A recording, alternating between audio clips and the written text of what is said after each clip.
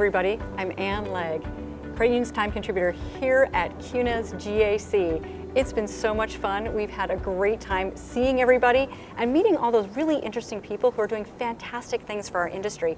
And I've got one of them here now. I'd like you to meet Christopher Leonard, who's CEO of Velocity. Hey, how are you? Good, how are you, Ann? Good. Hey, let's kind of jump into it. And obviously the big topic here is going to be overdraft fees. Sure.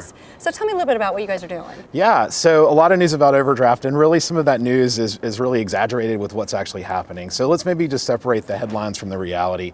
You look at the CFPB, they've now published a list of the top 20 banks by overdraft income.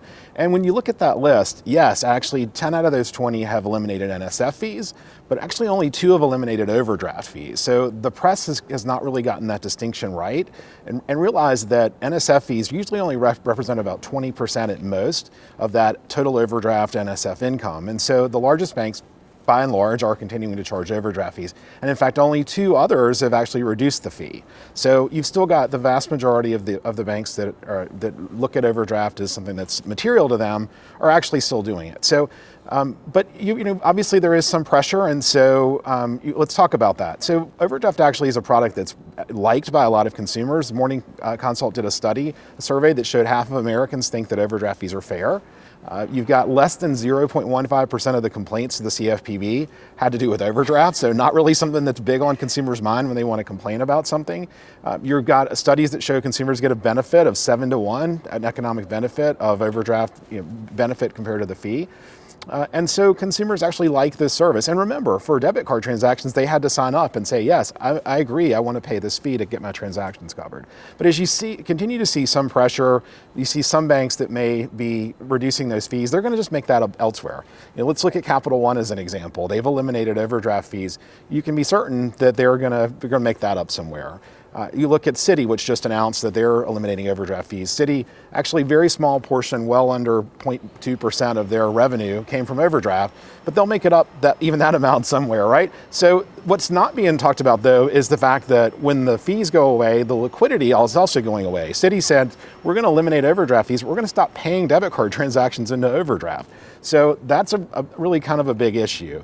And what we see as the future is sort of competitively, this sets up a real opportunity for credit unions. Because if you're willing to pay those transactions into overdraft for members and you're not charging those monthly fees the big banks are going to start to pile on, gives you a real opportunity to differentiate yourself in the market. Oh, that is fantastic.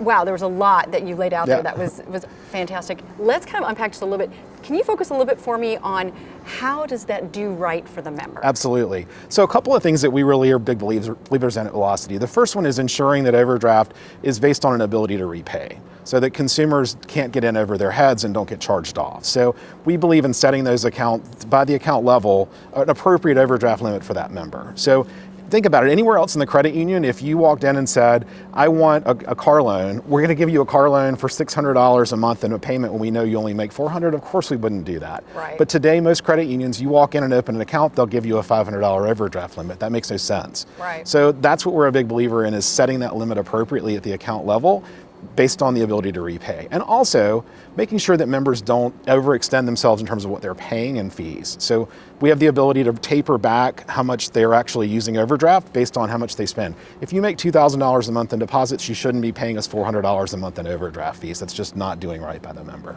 That's fantastic. So tell me a little bit about, it just sounds like what a great partnership you guys have. And can you tell me a little bit more about other things that you guys do to partner with your credit unions? Sure. So one other thing is the alternative to overdraft is small dollar short-term lending, so another form of liquidity. And all 5 of the primary federal regulators actually have come out in favor of community financial institutions making these loans. And for federal credit unions, NCUA actually has a program called the PALS, Paid Alternative Loan Program, that gives a safe harbor of guidelines to do that. So we believe in offering those. We have a solution that does that underwrites those loans, again, based on ability to repay. Importantly, doesn't use a FICO score, so it addresses those people who are credit invisible, who don't have a credit file. Growing percentage actually of Americans, of particularly younger Americans, and also those people that might have a few dings on their credit score, but we know based on their recent activity have the ability to pay that back. Phenomenal, Christopher. Thank you so much. Ann Legg, CU Times contributor, here on the floor at CUNA GAC. Stay tuned for more coverage.